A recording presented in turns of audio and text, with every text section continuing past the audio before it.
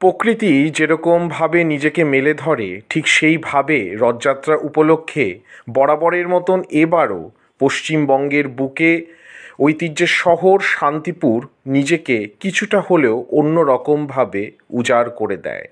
অন্যান্য জায়গায় যেরকম রথের ওপর জগন্নাথ সুভদ্রা বলভদ্রকে তোলা হয় এবং তাদের পুজো করা হয়, ঠিক একইভাবে শান্তিপুরে জগন্নাথ সুভদ্রা বলভদ্রের পাশাপাশি ভগবান রঘুনাথজি অর্থাৎ শ্রী রামচন্দ্রের পুজো করার প্রচলন রয়েছে।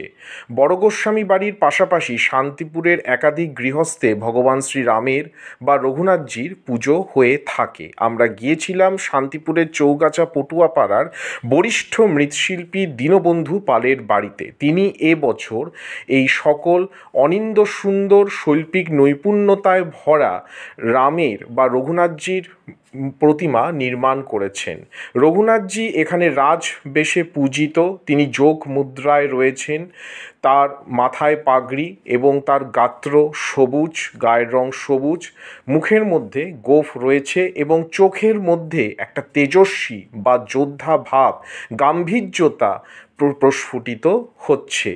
ভগবান শ্রীরামের যে সকল প্রতিমা আমরা ভারতবর্ষের বিভিন্ন জায়গায়, বিশেষ করে উত্তর ভারতে যে সকল জায়গায় দেখে থাকি, তার থেকে অনেকটা স্বতন্ত্র শৈলীতে শান্তিপুরে রঘুনাথজির প্রতিমা রয়েছে এবং একাধিক বাড়িতে রঘুনাথজির আরাধনা করা হয় রথযাত্রার দিন। এছাড়াও দীনবন্ধু বাবু কিন্তু খুব সুন্দর জগন্নাথ সুভদ্রা বলভদ্রের প্রতিমা নির্মাণ করেছেন এবং শুধুমাত্র জগন্নাথ দেবের প্রতিমা নির্মাণ করেছেন। আমরা গত বছর গিয়েছিলাম শান্তিপুরের বড় গোস্বামীর বাড়িতে, সেটা নিয়ে যে ব্লগটি আমরা বানিয়েছিলাম সেটা এন্ড স্ক্রিনে দেওয়া রইল। আপনারা দেখতেই পাচ্ছেন কি সুন্দরভাবে শিল্পী অসাধারণভাবে রঘুনাথজির প্রতিমা নির্মাণ করেছেন।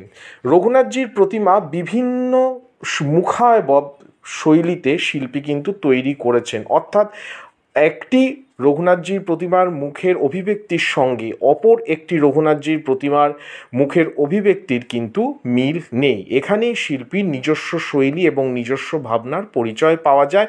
এছাড়াও উত্তরীয় পরা জগন্নাথ সুভদ্রা বলভদ্রের মূর্তিও কিন্তু শিল্পী তৈরি করেছেন।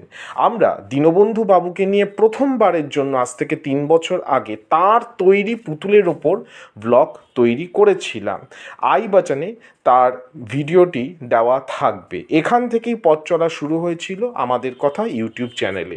এই যে সকল প্রতিমাটি দেখছেন, এই সবগুলোই হচ্ছে দীনবন্ধু পালের তৈরি। এর পাশাপাশি আমরা গিয়েছিলাম ওই পাড়ারই আরেকজন শিল্পী সতুপালের বাড়িতে।